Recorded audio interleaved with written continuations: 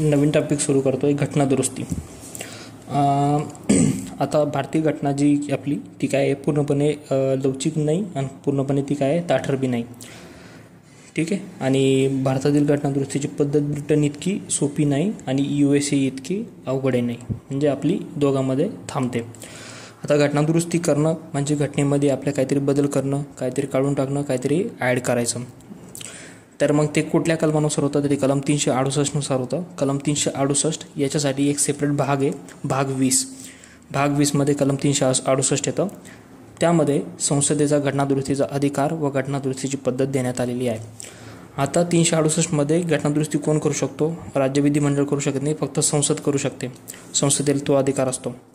त्याच्यामध्ये पहिली कलम आहे 368(1) नुसार संसदेला घटनेतील कोणत्याही तरतुदीमध्ये भर घालणे, बदल करणे, काढून टाकणे या मार्गाने कलमात सांगितलेल्या पद्धतीनुसार सुधारणा करण्याचा अधिकार देण्यात आलेला आहे. मात्र केशवानंद भारती खटला होता 1973. ठीक आहे. केसमध्ये सर्वोच्च न्यायालयाच्या निकालानुसार असं सांगितलं गेलं की घटनादुरुस्ती करत असताना घटनेच्या मूलभूत संरचनेत कुठलाही बदल करू शकत नाही. आता हे आपण अगोदरच्या लेक्चरमध्ये पाहिलं की घटनादुरुस्ती करत असताना त्याच्यामध्ये कुठलाही त्यांच्या मूलभूत संरचनेत कुठलाही बदल करू शकत नाही. त्याच्यानंतर घटनादुरुस्तीची पद्धत म्हणजे घटनादुरुस्तीची पद्धत कशी असते. आता म्हणजे 368(1) म्हणजे काय म्हणजे घटनादुरुस्ती काय असते, काय बदल करू शकतो ते भर घालणे, बदल करणे, काढून टाकणे. आणि 368(2) त्याच्यापासून सुरू होते घटनादुरुस्तीची पद्धत. आता घटनादुरुस्तीचा आरंभ संसदेच्या कोणत्याही म्हणजे घटनादुरुस्ती करायची आहे तर संसदेच्या कोणत्याही सभागृहात विधेयक मांडूनच करता येईल. म्हणजे घटनादुरुस्ती जर करायची आपण राज्यसभेत किंवा लोकसभेत कुठेही कोणत्याही सभागृहात पहिले मांडू शकतो. म्हणजेच असे विधेयक राज्य विधिमंडळामध्ये मांडता येणार नाही. आता जसं म्हटलं की आपण ते फक्त संसदेत मांडता येतं, ते राज्य विधिमंडळामध्ये मांडता येत नाही आणि कोणत्याही सभागृहात त्याला मांडता येतं. दुसरं असं आहे की मंत्र्याला किंवा खाजगी सदस्याला विधेयक मांडता येईल. विधेयक मांडण्यासाठी राष्ट्रपतीची पूर्वसंमतीची आवश्यकता नाही. आता घटनादुरुस्ती आणि बाकीच्या विधेयकमध्ये डिफरन्स काय आहे. बाकीच्या विधेयकमध्ये काय असतं ना, राष्ट्रपतीची पूर्वसंमती लागते.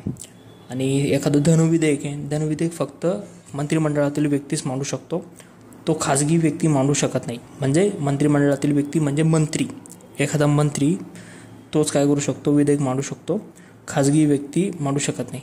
पण घटनादुरुस्तीमध्ये काय असतं, एखादा मंत्री किंवा खाजगी सदस्य हा विधेयक काय करतो, मांडू शकतो. विधेयक मांडण्यासाठी राष्ट्रपतीच्या पूर्वसंमतीची आवश्यकता नाही. त्याच्यानंतर हे विधेयक दोन्ही सभागृहामध्ये विशेष बहुमताने संमत होणे गरजेचे असते. म्हणजेच हे विधेयक त्या सभागृहाच्या एकूण सदस्य संख्येच्या बहुमताने व त्या सभागृहाच्या उपस्थित असलेल्या व मतदान करणाऱ्या सदस्यांपैकी किमान 2/3 2/3 इतक्या सदस्यांच्या बहुमताने संमत होणे गरजेचे असते. म्हणजे आपण ज्या बी सभागृहात मांडू, लोकसभा असेल किंवा राज्यसभा असेल, ज्या बी सभागृहात मांडू, त्या सभागृहात मांडल्यानंतर ती जे विधेयक आहे ते बहुमतानं संमत होणं गरजेचं असतं. ठीक आहे. ही एक प्रोव्हिजन आहे. त्याच्यानंतर कोणत्याही सभागृहात मांडू शकतो हे एक आहे. त्याच्यानंतर ते विधेयक आहे तो एखादा मंत्री किंवा खाजगी सदस्य कोणी मांडू शकतो आणि याला राष्ट्रपतीची पूर्वसंमतीची आवश्यकता नसते. म्हणजे आता एखाद्याला काही घटनादुरुस्ती करायची तर मग तो काय करतो, विधेयक मांडतो. पहिले विधेयक मांडावं लागतं. त्याच्यानंतर त्याला काही राष्ट्रपतीची पूर्वसंमतीची गरज नसते. त्याच्यानंतर 2/3 बहुमत पाहिजे, त्यांना संमत व्हायला पाहिजे. प्रत्येक सभागृहाने हे विधेयक स्वतंत्ररित्या पारित करणे गरजेचे असते. आता आपण ज्या सभागृहात मांडू तिथं स्वतंत्ररित्या पारित करणं गरजेचे असते. जर दोन्ही सभागृहामध्ये मतभेद झाले, ठीक आहे, तर त्याच्यासाठी जॉईंट सिटिंग असते ना, ती नाही आहे. आता जॉईंट सिटिंग कधी असते, ज्यावेळेस लोकसभा आणि राज्यसभा कलम 108नुसार आहे, 108नुसार जॉईंट सिटिंगची प्रोव्हिजन दिलेली आहे. जॉईंट सिटिंग हा राष्ट्रपतीद्वारे बोलवली जाते. त्याच्यामध्ये काय होतं, दोन्ही लोकसभा किंवा राज्यसभा याच्या दोघांमध्ये काय होतं, मतभेद झाले एखाद्या विधेयकावरून, एखाद्या कायद्यावरून, तर त्यावेळेस काय होते, जॉईंट सिटिंग बोलवली जाते. पण घटनादुरुस्तीसाठी याची तरतूद केलेली नाही आहे, संयुक्त बैठकीची तरतूद नाही आहे. घटनादुरुस्तीसाठी संयुक्त बैठकीची तरतूद नाही आहे. ठीक आहे. त्याच्यानंतर संघराज्य तरतुदी जे आपलं फेडरल प्रोव्हिजन आहे, बदल होणार असेल तर विधेयक राष्ट्रपतींच्या अनुमतींना सादर करण्यापूर्वी किमान निम्म्या विधानमंडळाची साध्या बहुमताने त्यास समर्थन देणे आवश्यक असेल. घटनादुरुस्ती विधेयक पुढील बाबतीत बदल करणार असेल तर निम्म्या राज्यांची संमतीची गरज असते. आता समजा आपण घटनादुरुस्ती करतोय, घटनादुरुस्तीनुसार जर एखाद्या संघराज्य तरतुदी जे फेडरल जे प्रोव्हिजन्स आहे त्याच्यामध्ये जर बदल होणार असेल तर तिथं काय असतं ना, फेडरल म्हणजे काय असतं, राज्यांचा पण काय असतो, सहभाग असतो. ठीक आहे. जसं समजा आपण एखादं अमेंडमेंट मांडतोय की एखाद्या क्षेत्रफळासाठी भाषा जी असेल भाषेची प्रोव्हिजन करणे वगैरे. मग आता ही संघराज्यावर काय झालं आहे, फेडरल प्रोव्हिजन आले की प्रत्येक राज्यामध्ये वेगवेगळी भाषा आहे. आणि जर आपण एखादी घटनादुरुस्ती करतोय जसं की पूर्ण देशासाठी आपण एखादा कायदा करतोय त्यांच्या लोकांच्या कल्याणासाठी, तो सगळ्यांसाठी सारखा झाला, प्रत्येक राज्यासाठी सारखा आला. मग याच्यामध्ये निम्म्या राज्याची संमतीची गरज नसते. अशा वेळेस संघराज्य तरतुदीमध्ये निम्म्या राज्यांची संमतीची गरज असते.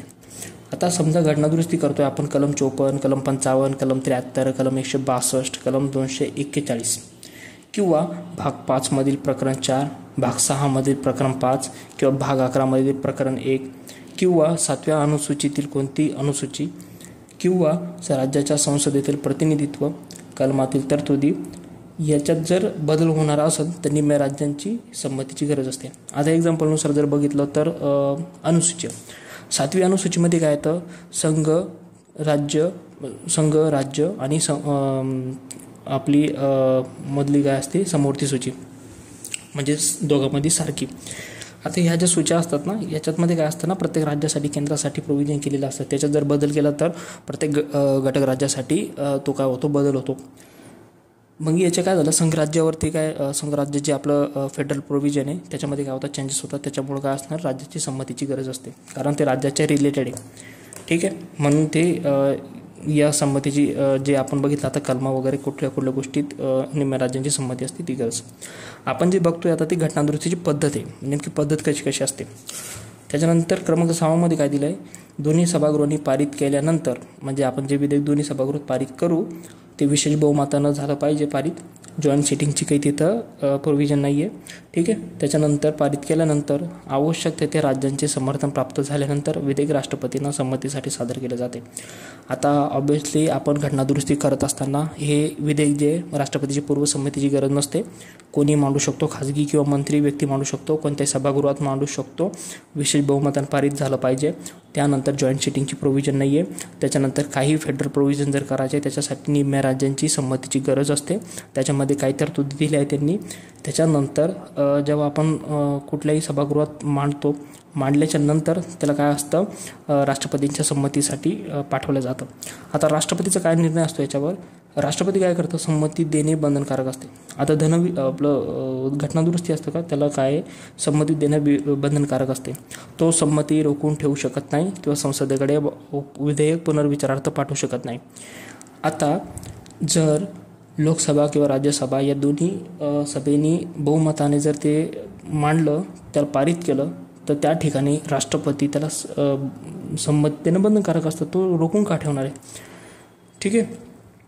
किंवा ते संसदेकडे तो पुनर्विचारार्थ पाठवू शकत नाही. म्हणजे घटनादुरुस्ती असं विधेयक आहे, तो पुनर्विचारार्थ पाठवू शकत नाही. त्या व्यतिरिक्त धनविधेयक जे असतं राष्ट्रपती पुनर्विचारार्थ पाठवू शकत नाही. हे 2 प्रोव्हिजन आहे. म्हणजे त्याला रोखून ठेवू शकतो, त्याला संमती देऊ शकतो, पण त्याला वापस पाठवू शकत नाही पुनर्विचारार्थ, कारण ते धनविधेयक आहे. घटनादुरुस्तीमध्ये त्याला बंधनकारकच असतं, तुला ते थांबवून ठेवू शकत नाही आणि त्याला ते वापसही पाठवू शकत नाही. म्हणून हे जे बंधन आहे ते 1971च्या 24व्या घटनादुरुस्तीनुसार टाकण्यात आलेलं आहे. म्हणजे जे बी घटनादुरुस्तीचे जे पण विधेयक असतं ते मांडणं म्हणजे त्याला संमती देणं बंधनकारक असतं. ते 1971 24वी घटनादुरुस्तीनुसार केलेलं आहे. आता ज्यावेळेस घटनादुरुस्तीला मंजुरी भेटते त्यावेळेस त्या विधेयकाचे घटनेत रूपांतर होतो, घटनेत त्याचा काय होतो, बदल होतो. अशा प्रकारे घटनादुरुस्तीची पद्धत आहे. ठीक आहे. याच्यात नोट डाऊन करण्यासारखे पॉईंट्स काय आहे, पॉईंट्स 1 नंबरपासून की आपण जे पण कोणत्याही सभागृहात मांडू शकतो, लोकसभा किंवा राज्यसभा, खाजगी सदस्य किंवा एखादा मंत्री विधेयक मांडू शकतो. राष्ट्रपतीची पूर्वसंमतीची गरज नसते. विशेष बहुमताने पारित होणं गरजेचं असतं, म्हणजे 2/3 बहुमतानं संमत होणं गरजेचं असतं. त्याच्यानंतर जॉईंट सिटिंगची प्रोव्हिजन याच्यासाठी नाही आहे. कलम 108ची संयुक्त बैठकीची तरतूद नाही आहे. तरतुदीमुळे संघराज्य तरतुदीमध्ये काही बदल होणार असेल तर निम्म्या राज्याची त्याला काय असते, संमतीची गरज लागते. निम्म्या राज्यांची संमती लागण्यासाठी काही म्हणजे कुठल्या कुठल्या गोष्टी आपलं बदल करायचा आहे ते आपण बघितलं. त्याच्यानंतर जेव्हा ते पारित होतं, संमत प्राप्त होतं, त्याच्यानंतर ते राष्ट्रपतींना संमतीसाठी पाठवलं जातं. राष्ट्रपतीला त्याच्यावर ते त्याचा संमती देणं काय असतं, बंधनकारक असतं. त्याला वापस पाठवू शकत नाही, त्याला रोखून ठेवू शकत नाही. आता हे कलम 1971 24व्या घटनादुरुस्तीनुसार टाकलं आहे. जसं संमती भेटते तसं त्याचं घटनेत काय होतं, बदल होतो, त्याचं कायद्यात रूपांतर होतं. अशा प्रकारे घटनादुरुस्ती केली जाते. घटनादुरुस्तीचे प्रकार सहसा घटना 368 कलममध्ये घटनादुरुस्ती 2 प्रकार दिलेले आहे. एक आहे संसदेच्या विशेष बहुमतानं, एक विशेष बहुमत लागतं काय जे करायचं आहे ते, आणि एक लागतं निम्म्या राज्यांच्या साध्या बहुमताने. आता आपण बघितलं की बाकीचे जे विधेयक आहे ते विशेष बहुमतानं करावं लागतं, आणि ज्यावेळेस फेडरल प्रोव्हिजनमध्ये किंवा संघराज्यीय तरतुदीमध्ये बदल करणार असो तर निम्म्या राज्यांची काय लागते, तिथं हे संमती लागते. तर पुढं काय झालं आहे ना की मात्र कलम 368च्या प्रयोजनार्थ अशा तरतुदींना घटनादुरुस्ती संबंधित येत नाही. कुठल्या की इतर कलमांमध्ये म्हणजे 368 व्यतिरिक्त घटनेच्या काही तरतुदीमध्ये संसदेच्या साध्या बहुमताने दुरुस्ती करण्यात आलेली आहेत. आता आपण काय बघितलं की घटनादुरुस्ती करत असताना 2 प्रकारे केल्या जाते. म्हणजे घटनादुरुस्तीचे प्रकार 2 आहे. एक आहे विशेष बहुमतानं आणि एक निम्म्या राज्यांच्या साध्या बहुमतानं, निम्म्या राज्यांची साधं बहुमत. ठीक आहे. पण घटनादुरुस्ती कलम 368च्या व्यतिरिक्त अशा काही घटनादुरुस्ती आहे तिथे ना साधं बहुमतानं होऊन जातो. म्हणजे छोटे छोटे विधेयक असतील तिथं म्हणजे बहुमताची गरज नाही, हा बाबा एकदम ते सिम्पली पास होऊन जातं, म्हणजे साध्या बहुमताने होऊन जातं. त्याच्यामुळे त्याचे काय झाले 3 प्रकार पडले. 3 प्रकार कोणतं, एक साध्या बहुमताने म्हणजे कलम 368च्या बाहेरील. एवढं लक्षात ठेवायचं की साधं बहुमतानं घटनादुरुस्ती करणं म्हणजे कलम 368च्या बाहेरील. कलम 368नुसार का टाकलं आहे की बंधनं टाकली की बाबा त्याच्या मूलभूत संरचनेला काही धक्का लागता कामा नाही. त्याच्यानंतर संसदेच्या विशेष बहुमतानं म्हणजे जे आपण कलम 368 अंतर्गत जे बी येणार, 368(2) अंतर्गत जे बी घटनादुरुस्ती येणार त्या विशेष बहुमतानं. आणि एक तिसरं काय असतं, निम्म्या राज्यांच्या साध्या समर्थनाने. ठीक आहे. म्हणजे आता विशेष बहुमत तर राहतंच कोणतं, लोकसभा राज्यसभेचं, पण फेडरल प्रोव्हिजन करत असताना निम्म्या राज्यांचं साधं बहुमत पण लागतं. म्हणजे असं साध्या बहुमताने 368 कलमच्या बाहेरील, विशेष बहुमताने कलम 368(2)च्या मधील, त्याच्यानंतर विशेष बहुमताबरोबर निम्म्या राज्यांच्या साध्या समर्थनाने कलम 368(2) अंतर्गत असे 3 प्रकारे केले जाते. आता या घटनादुरुस्ती करत असताना कोणत्या घटनादुरुस्ती त्याच्यात ॲड होतात आपल्याला त्याची कॅटेगरी वाईज बघायचं आहे. जसं पहिलं क्रमांक 1मध्ये साध्या बहुमताने म्हणजे घटनादुरुस्ती 368च्या बाहेरील. त्याच्यामध्ये काय असतं, नवीन राज्यांची स्थापना करणे, राज्यांचे क्षेत्रफळ, सीमा, नावात बदल करणे, एखादी विधान परिषद नष्ट करणे किंवा त्याची निर्मिती करणे. आता विधान परिषद नष्ट करणे किंवा निर्मिती करणे संसदेचा अधिकार आहे. दुसरी अनुसूची आहे. दुसऱ्या अनुसूचीमध्ये काय असणार, पगार भत्ते असतात. राष्ट्रपती, राज्यपाल वगैरे वगैरे यांच्यात जर चेंजेस करायचे, अधिकार चेंज करायचे तर त्याच्यासाठी साध्या बहुमताची दुरुस्ती असते. संसदेची गणसंख्या म्हणजे संसदेची जेवढी गणसंख्या आपली 543 म्हणजे करंट ॲक्टिंग तेवढी चेंज करायचे. संसद सदस्यांचे पगार भत्ते, त्यांचे नियम असेल, त्यांचे विशेष अधिकार असतील, संसदेत भाषेचा इंग्रजीचा वापर असेल, न्यायाधीशांची न्यायालयातील संख्या, न्यायाधीशांची किती आहे सर्वोच्च न्यायालयातील सध्या 34 न्यायाधीशांची संख्या आहे, 33 न्यायाधीश, 1 सरन्यायाधीश, त्यांची जर संख्या चेंज करायची, ती अतिरिक्त कार्यक्षेत्र बहाल करायचे. कार्यालयीन भाषाचा वापर आहे. आता प्रत्येक राज्यामध्ये वेगवेगळी भाषा असते, मग कार्यालयीन भाषेचा वापर करणे, त्याच्यामध्ये जर जी घटनादुरुस्ती करणे ती साध्या बहुमताने. त्या परत येतं नागरिकत्व, निवडणुका येतात संसदेच्या किंवा राज्य विधिमंडळाच्या, मतदारसंघाचे परिसीमन करणे. आता मतदारसंघाचे परिसीमन, निवडणुका याचं वेगळं टॉपिक आहे, तो आपण नंतर बघणार आहे. त्याच्यानंतर केंद्रशासित प्रदेश आहे. त्याच्यानंतर 5वी अनुसूची आहे. ह्या ज्या प्रोव्हिजन आहे, ह्या ज्या घटनादुरुस्ती आहे, ह्या सगळ्या साध्या बहुमतानं होतात. साधे बहुमत 368 कलम बाहेरील. त्यानंतर संसदेच्या विशेष बहुमतानं. विशेष बहुमत काय असतं म्हणजे 368 कलम अंतर्गत दोन्ही सभागृहात ते किती 2/3 2/3 म्हणजे 2/3 सदस्यांच्या बहुमताने पारित होणे काय असतं ते गरजेचे असतं. आता त्याच्यामध्ये काय असतं ना, कुठले येतात याच्यामध्ये मूलभूत हक्क, मार्गदर्शक तत्व, पहिल्या व तिसऱ्या पद्धतीमध्ये न येणाऱ्या तरतुदींमध्ये दुरुस्ती केली जाते. एक येतं मूलभूत हक्क. मूलभूत हक्कामध्ये जे करणे ते विशेष बहुमत लागतं. मार्गदर्शक तत्वामध्ये काही घटनादुरुस्ती करायची ते विशेष बहुमत लागतं. पहिल्या व तिसऱ्या पद्धतीमध्ये न येणाऱ्या तरतुदी, पहिल्या व तिसऱ्यामध्ये न येणाऱ्या तरतुदी त्यांच्यासाठी काय असते, विशेष बहुमताची गरज असते. ठीक आहे. आणि तिसरं जे विशेष बहुमतासोबत निम्म्या राज्यांच्या साध्या बहुमताची. आपण निम्म्या राज्यांची बहुमत कधी घेतो, जेव्हा फेडरलिझम प्रोव्हिजन्समध्ये जर करेक्शन करायचे किंवा त्याच्यात बदल होणार असेल किंवा एखाद्या घटक राज्याच्या फेडरलिझमसाठी जर चेंज होत असेल त्यासाठी. आता त्याच्यामध्ये काय येतं, राष्ट्रपतीची निवडणूक व त्याची पद्धत. राष्ट्रपतीची निवडणूक व त्याची पद्धत त्याच्यामध्ये काय आलं निम्म्या राज्यांचं, कारण राष्ट्रपतीच्या निवडणुकीमध्ये भाग घेणारे हे विधानसभेचे सदस्य पण असतात. ठीक आहे. त्याच्यामुळं ते फेडरलिझमचा पार्ट झाला. म्हणजे राष्ट्रपतीची निवडणूक त्याची पद्धत. संघराज्य व घटक राज्य, कार्यकारी शक्तींची व्याप्ती. आता संघराज्य घटक राज्य आलेच. त्याच्यानंतर सर्वोच्च उच्च न्यायालय, संघराज्य व घटक राज्ये यांच्यामध्ये कायदेविषयक शक्तींची विभागणी, 7व्या अनुसूचीतील कोणती सूची, संसदेतील राज्यांचे प्रतिनिधित्व, कलम 368 मधील तरतुदी. आता घटनादुरुस्ती करत असताना आपण म्हणतो की 368 अंतर्गत घटनादुरुस्ती करत असताना जे केशवानंद भारती खटला होता 1973चा, त्यांना सांगितलं होतं की त्याच्या मूलभूत संरचनेत बदल नाही झाला पाहिजे. पण ती मूलभूत संरचनेमध्ये कोणत्या कोणत्या गोष्टी येतात, बरोबर आहे, त्या बघायच्या आपल्याला. मूलभूत संरचनेमध्ये कोणत्या कोणत्या गोष्टी येतात, तर त्याच्यात येतं घटनेची सर्वोच्चता. घटनेची सर्वोच्चता त्याच्यामध्ये काही फरक नाही पडला पाहिजे. संसदीय शासन व्यवस्था, जी फेडरलिझम असते आपली संसदीय शासन होतं संघराज्यांनी. संसदीय शासन व्यवस्था म्हणजे जी आपली पार्लिमेंटरी शासन व्यवस्था असते त्याच्यात काही बदल नाही झाला पाहिजे.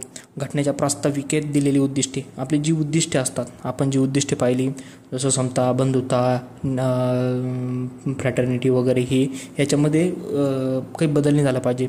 ठीक आहे. पण ॲड केले आपण कोणत्या घटनादुरुस्तीनुसार, 42व्या घटनादुरुस्तीनुसार 3 शब्द ॲड केले ते. सार्वभौम लोकशाही गणराज्य संरचना आहे, धर्मनिरपेक्षता, सेक्युलरिझम, व्यक्तीचे स्वातंत्र्य व आत्मसन्मान, याच्यात काही फरक नाही पडला पाहिजे.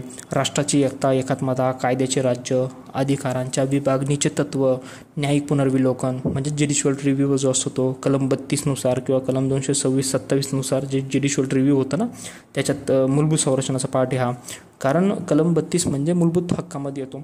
संघराज्य, समानतेचं तत्व, भाग 3मधील मूलभूत हक्कांचा सार, इसेन्स जो असतो तो. त्याच्यानंतर सामाजिक आर्थिक न्याय, कल्याणकारी राज्याची निर्मितीसाठी संपूर्ण भाग 4. लक्षात ठेवायचं, भाग 3 पूर्ण, प्रस्तावना पूर्ण, त्याच्यानंतर भाग 4 पूर्ण. ठीक आहे. मूलभूत हक्क, मार्गदर्शक यांच्यामध्ये संतुलन पाहिजे. मुक्त व न्याय्य निवडणुकांचे तत्व, न्यायव्यवस्थेत स्वातंत्र्य घटनेच्या चौकटीत राहूनच करायचं. कलम 32, 136, 141, 142 सर्वोच्च न्यायालयाचे अधिकार. कलम 368ने प्रदान केलेल्या घटनादुरुस्ती अधिकारावरील मर्यादा. म्हणजे याच्यावर काय टाकलेलं, काय होत्या मर्यादा काय असतात की बाबा आपण कुठल्या गोष्टीसाठी प्रोव्हिजन करू शकतो, कुठल्या गोष्टीसाठी प्रोव्हिजन करू शकत नाही. म्हणजे हे आपण जे बघितले आता ते काय होते, मूलभूत संरचनेत या गोष्टींचा समावेश होतो. आता आपण काय करू, अलीकडच्या काही घटनादुरुस्त्या पाहू. आता ऑब्व्हियसली याच्यामध्ये जवळजवळ 106 घटनादुरुस्ती झालेल्या आहे. 106 घटनादुरुस्ती झालेली आहे. आणि घटनादुरुस्ती तर झाली, पण ते जे विधेयक असतं ते विधेयक पण असतं त्याच्यामध्ये. घटनादुरुस्ती विधेयक कितवं होतं, कितवं नाही, आता सध्या आपल्याकडे तेवढा डिटेल्स नाही आहे. फक्त आपण काही घटनादुरुस्ती बघणार आणि त्याच्यामध्ये काय प्रोव्हिजन काय ते पाहिलं ते. पण त्याचा एक सेपरेट चॅप्टरमध्ये आपण बघू की घटनादुरुस्ती कोणती, त्याचं घटनादुरुस्ती विधेयक काय होतं, त्या घटनादुरुस्तीमध्ये काय काय चेंजेस केलं. ठीक आहे. त्याच्यानुसार बघू आपण 97वी घटनादुरुस्ती 2011, 97 घटनादुरुस्ती 2011. त्याच्यामध्ये काय होतं, सहकारी संस्था होती. सहकारी संस्था तो भाग 9B मध्ये ॲड केला. सहकारी संस्था घटनात्मकदृष्ट्या त्याला काय केलं, भाग 9B मध्ये ॲड केलं. आणि कलम 43B मध्ये होतं ना, सहकारी संस्थात्मक उपाययोजना असं काहीतरी, ते 43B, ते कलम 43B ॲड केलं. ठीक आहे. 97 घटनादुरुस्ती 2011. 98वी घटनादुरुस्ती 2012, 371 कलम, 371J हे जे कलम होतं ते ॲड केलं कोणासाठी? कर्नाटकसाठी. जे कर्नाटक राज्य होतं याच्यासाठी काय केलं तर विशेष तरतुदीची केली होती, त्याच्यासाठी तिला कलम 371 ॲड केलं होतं. कलम 371J 2012ची 98वी घटनादुरुस्ती. 99वी घटनादुरुस्ती 2014ला आली. ठीक आहे. त्याच्यामध्ये काय होतं, राष्ट्रीय न्यायिक नेमणूक, राष्ट्रीय जे न्यायालयाची जी नेमणूक होती त्याच्याबद्दल होती. म्हणजे त्याला काय म्हणतात, एनजॅक म्हणजे नॅशनल ज्युडिशियल अपॉइंटमेंट्स कमिशन. ठीक आहे. यांच्यामध्ये ती होती. आता ती घटनादुरुस्ती एप्रिल 2015मध्ये काय झाली, अंमलात आली होती. पण काय झालं, न्यायालयाने काय केलं, त्याच्यावर काय केला, ज्युडिशियल रिव्ह्यू केला. ते बघितलं, ती घटनादुरुस्ती काय झाली, ती बाद करण्यात आली ती. तर ती बाद कधी केली, ऑक्टोबर 2015मध्ये. म्हणजे एप्रिलला 2015ला ती घटनादुरुस्ती अंमलात आली. ऑक्टोबर 2015 रोजी ती काय केली, न्यायालयानं काय केली, बाद केली. सो कशासाठी की ही जी नेमणूक पद्धत होती ती चुकीची होती. 99 घटनादुरुस्ती 2014नुसार. कारण जसं मोदी गव्हर्नमेंट आलं 2014ला, त्यांनी डायरेक्ट काय धडाका लावला चेंज करायचा. त्याच्यानंतर 100वी घटनादुरुस्ती 2015. 100वी घटनादुरुस्ती म्हणजे भूसीमा करार होता इंडिया आणि बांगलादेशमध्ये. 101वी घटनादुरुस्ती 2016 ती आली होती जी एस टीबद्दल. 101वी घटनादुरुस्ती 2016 जी एस टी कधी लागू झाला, 1 जुलै 2017पासून लागू. 102वी घटनादुरुस्ती 2018 त्याच्यामध्ये होतं राष्ट्रीय मागास वर्ग आयोग म्हणजे NCBC national commission for backward classes. याला काय झालं, घटनात्मक दर्जा देण्यात आला. 338B, 342A, 342A आणि 338B मध्ये काय झालं, 2 कलमा ॲड करण्यात आल्या. त्याच्यामध्ये NCBCला काय केलं, घटनात्मक दर्जा देण्यात आला होता. त्याच्यानंतर 103वी घटनादुरुस्ती 2019. 103वी घटनादुरुस्ती 2019 EWS 10% रिझर्वेशन काय केलं, देण्यात आलं. 10% काय रिझर्वेशन देण्यात आलं. 15.6 कलम 16.6 मध्ये याची प्रोव्हिजन ॲड करण्यात आली. आता EWS हे जे होतं का, आता मागच 1 वर्षापूर्वीच्या न्यायालयाच्या पीठासीन अधिकाऱ्यानं सांगितलं, 5 पैकी 3 अधिकाऱ्यांनी सांगितलं की 3 न्यायाधीशांनी सांगितलं की EWS लागू करणं बरोबर होतं. 2 जणांनी सांगितलं की बरोबर नव्हतं. त्याच्यानंतर 104वी घटनादुरुस्ती 2020 अँग्लो इंडियन नॉमिनेशन जे होते, जे राष्ट्रपती 2 अँग्लो इंडियनला निवडायचे, राज्यपाल 1 अँग्लो इंडियनला याच्यावर निवडायचा. तर कशासाठी, लोकसभेसाठी 2 आणि विधानसभासाठी 1. तर ते काय केलं, कॅन्सल केलं. 2020 104वी घटनादुरुस्ती. 105वी घटनादुरुस्ती ही ACBC रिलेटेड काहीतरी होती. State government did not have authority to identify ACBC. याच्यामध्ये 3 क्लॉजेस होते. याचा एक क्वेश्चन आलेला होता. ही जी घटनादुरुस्ती कलम 105वी घटनादुरुस्ती 2022ची आहे. त्याच्यानंतर सर्वात लेटेस्टची जर म्हटली तर 106वी घटनादुरुस्ती 2023. 2023मध्ये 106वी घटनादुरुस्ती झाली. ती घटनादुरुस्ती म्हणजे नारी शक्ती वंदन. म्हणजे महिलांना काय केलं, लोकसभा आणि विधानसभा, फक्त लोकसभा, राज्यसभा नाही, लोकसभा आणि विधानसभा फक्त, म्हणजे निवडणूक ज्या ठिकाणी होती तिथंच 33% आरक्षण देण्यात आलं. नारीवंदन कायसाठी, निवडणुकांसाठी. तर हे जे विधेयक होतं ते 128वे विधेयक होतं आणि ते कधी लागू केलं, 19 सप्टेंबर 2023. कारण डेट विचारू शकतं की नारी शक्ती वंदन विधेयक 128वे विधेयक ते लागू केलं 19 सप्टेंबर 2023 रोजी. ती घटनादुरुस्ती 106वी घटनादुरुस्ती 2023 म्हणून गणण्यात आली. त्याच्यानंतर आपण जर बघितलं की 73वी घटनादुरुस्ती 1992, 74वी घटनादुरुस्ती 1992 आणि 97वी घटनादुरुस्ती 2011. आता हे का बघितलं, 73वी घटनादुरुस्ती त्याच्यानुसार भाग 9 ॲड केला होता. कलम 243A ते कलम 243O, म्हणजे 243 पण येतो. 243मध्ये व्याख्या दिली. 243A ते 243O.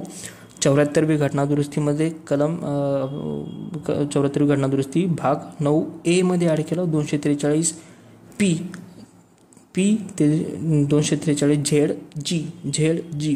त्याच्यानंतर 97वी घटनादुरुस्ती 2011 भाग 9B ॲड केला होता. 243 ZH. टू 243 ZT त्याच्यामध्ये ॲड केलं होतं. अशा प्रकारे घटनादुरुस्ती संपला.